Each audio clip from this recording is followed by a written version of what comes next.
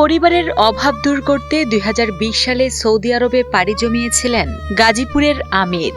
কিন্তু ভাগ্যের নির্মম পরিহাসে প্রবাস জীবনে সেই রঙিন স্বপ্ন ম্লান করে দিয়েছে মরণ ব্যাধি ক্যান্সার। গলায় ক্যান্সার ধরা পড়ার পর সুস্থতার আশায় দেশে ফিরে দীর্ঘ চিকিৎসায় কিছুটা নিয়ন্ত্রণে এলেও মাত্র ৮ মাসের ব্যবধানে তা ছড়িয়ে পড়ে লিভার ও ফুসফুসে। বর্তমানে স্টেজ 4 ক্যান্সারে আক্রান্ত আমিরের চিকিৎসায় পরিবারের সব সঞ্চয় ও সহায় সম্বল শেষ হয়ে গেছে। অর্থাভাবে প্রয়োজনীয় চিকিৎসা করাতে না পেরে মৃত্যুর মুখোমুখি দাঁড়িয়ে বাঁচার আকুতি জানাচ্ছেন এই প্রবাসী যুবক। ছেলে টাকার অভাবে চিকিৎসা করতে পারতাছি না, আমি মা হইয়া আমি ধৈর্য ধরতে পারতাছি না। আমাদের গরু, বাছুর, মাছ, গলার চেন, তারপর আমাদের বাড়ির যে জমি আছে জমির দলিল দিয়া ব্যাংক লোন নিয়া তারপরে চিকিৎসা করে। গাজীপুরের কালীগঞ্জ উপজেলার মুক্তাপুর এলাকার বাসিন্দা আমির হোসেন আপন।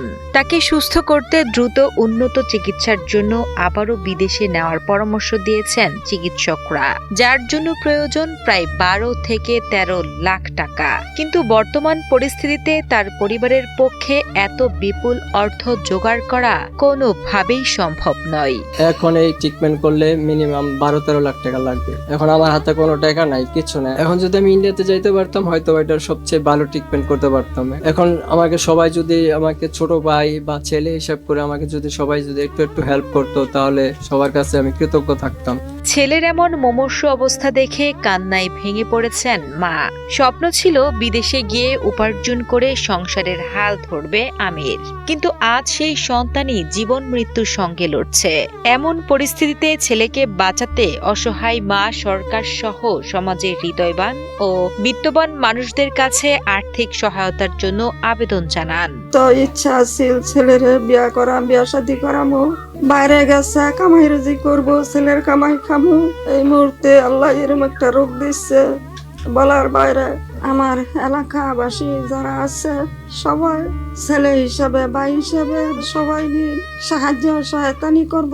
আমিরের এই অবস্থা দেখে ব্যথিত স্বজন ও প্রতিবেশীরা।